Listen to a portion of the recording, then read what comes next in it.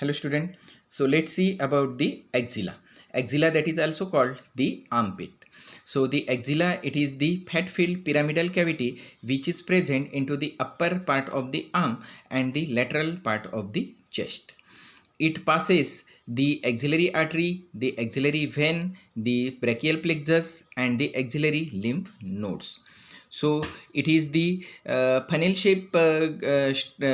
shape structure which passes that the neurovascular structure from neck to the upper limb and the vice versa. Clinically, that the axilla, it is very much important because whenever we check the patient, commonly increase the axillary lymph nodes, and it is also the common site for the formation of the abscess. So let's see about the detailed structure of the axilla. So here you can see that is the axilla. So this one. So here you can see that is the pyramidal shaped cavity which consists of that the fat.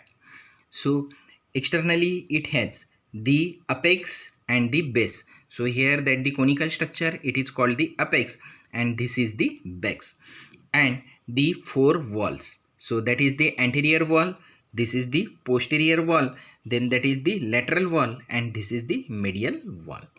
So axilla, it is deposited obliquely in such way that apex, it is directed on the upward side and medially, and it is base is directed at the downward side.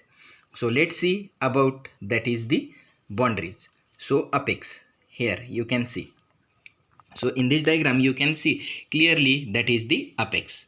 So apex, it is directed upwards and medially towards the neck, and it is truncated, not pointed, and correspond to the triangular interval boundaries anteriorly by the clavicle.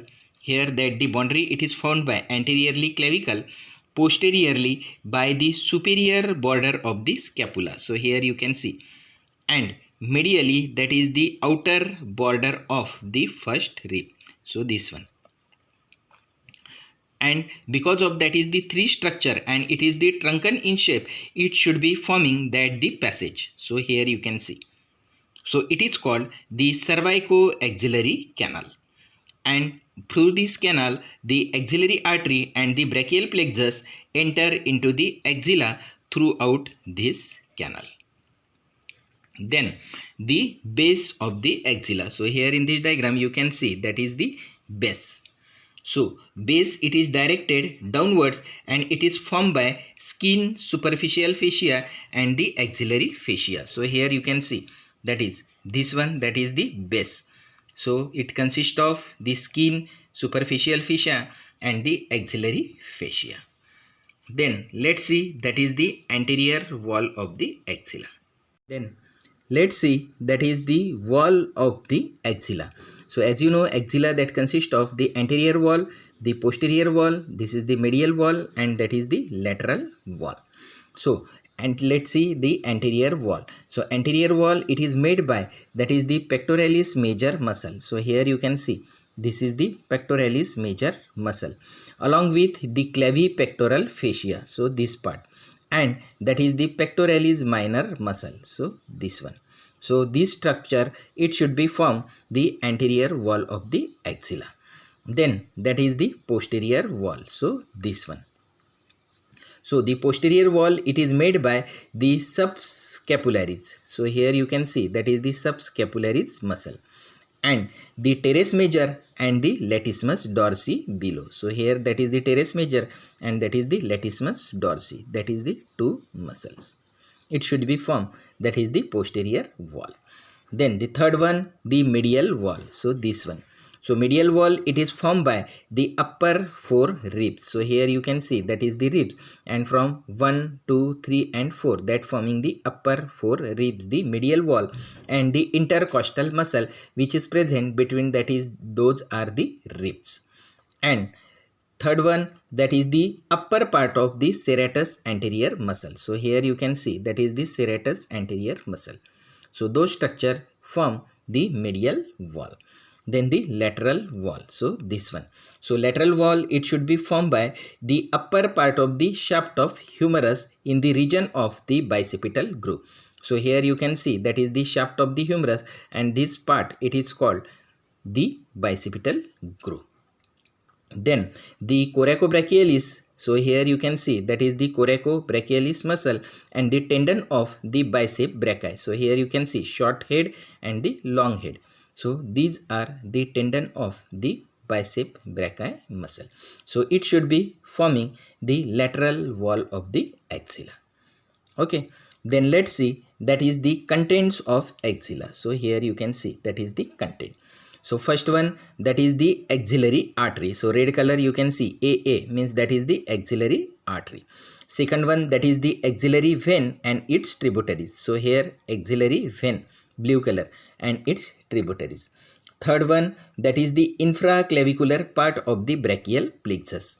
So here you can see that is L means lateral cord, this is the posterior cord, and this is the medial cord of the brachial plexus. Then the 5 groups of the axillary lymph node and associated presence, that the lymphatics. Okay? Apart from this, that is the axillary fat and the areolar tissue, which also present in the content of the axilla, and it should be formed, that is the content of the axilla. So now say that is the clinical points or the applied anatomy related with that the axilla. So this is the axilla, and in the axilla abundant axillary hairs are present. So infection of the hair follicles into the sebaceous gland and the hair follicles, it gives formation of the boils into the axillary region, and that is the very common area, formation of the boils into that the axilla. Second one, when that is the bacterial infection that should be occurs into the hair follicle or the sebaceous gland, so it can be form the abscess, and this abscess should be inside in between the anterior and the posterior wall of the axilla, near to that the medial wall. So here you can see that is the anterior wall, this is the posterior wall, and that is the medial wall. So near to the median wall you can take that is the incision, and because of this we can avoid the injury to the vital structure, means that is the vessels which are present into the axilla and the brachial plexus which are present into the axilla. We can avoid the injury to those vital parts. Then the next clinical point related with that the axilla, that is the axillary lymph nodes drain the lymph not only from that is the upper limb, but it should be also drained from the breast and the anterior and the posterior body walls above to the level of the umbilicus. So here you can see that is the above the umbilicus. So the infection or the malignant growth into that those part, it can increase that is the axillary lymph nodes, and those axillary lymph nodes that can be palpated on the left axilla by the right hand and from the right axilla by the left hand. Then next to it, that is the axillary arterial pulsation. So here you can see that is the axillary artery, this one.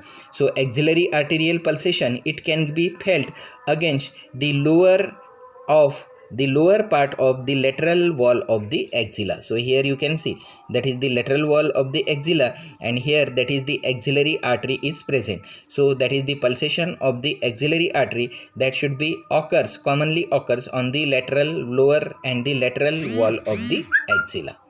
Then in order to check the bleeding from the distal part of the limb, that is the upper limb, so the artery can be effectively compressed against the humerus. So here that is the humerus is present, so you can press that is the humerus side, and because of it can be avoid the more destroy of the blood from that is the upper part. So if here you can press the humerus, so it can block the route of the passing of the axillary vein blood, and because of you can avoid that is the more bleeding of the forward artery.